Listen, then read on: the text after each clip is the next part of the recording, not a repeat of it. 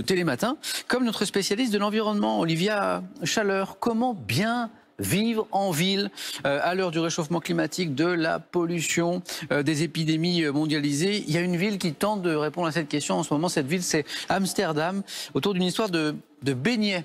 Olivia va tout vous expliquer. Bonjour Olivia. Bonjour à tous. La relance économique se fera-t-elle au détriment de la protection de l'environnement? Beaucoup le craignent. La ville d'Amsterdam, elle, a fait le choix d'une nouvelle économie, plus durable, basée sur la théorie du donut.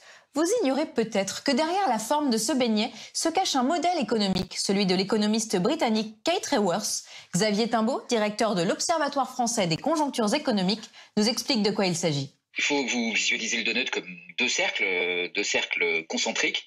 Il y en a un extérieur qui représente les limites de la planète.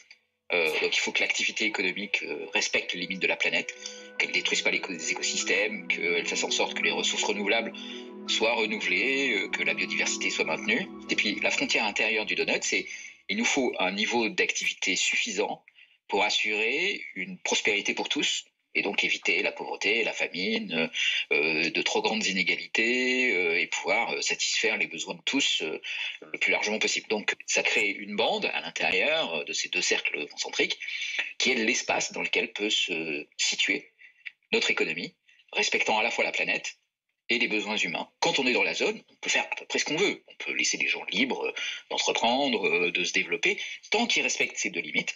Après tout, tout est possible.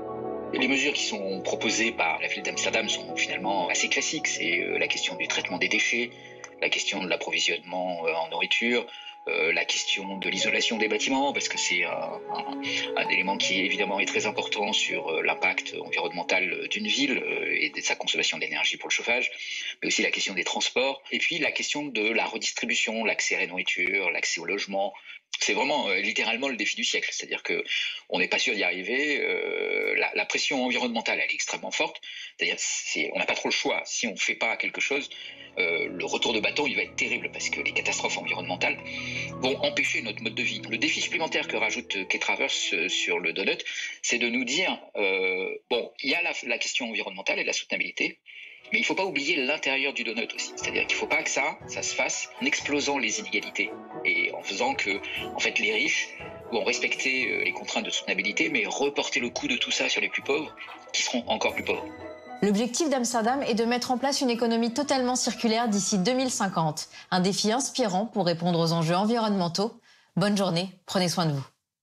Merci beaucoup Olivia, bonne journée. Jusqu'à 9h30, vous retrouvez tous vos chroniqueurs habituels de Télématin. C'est l'heure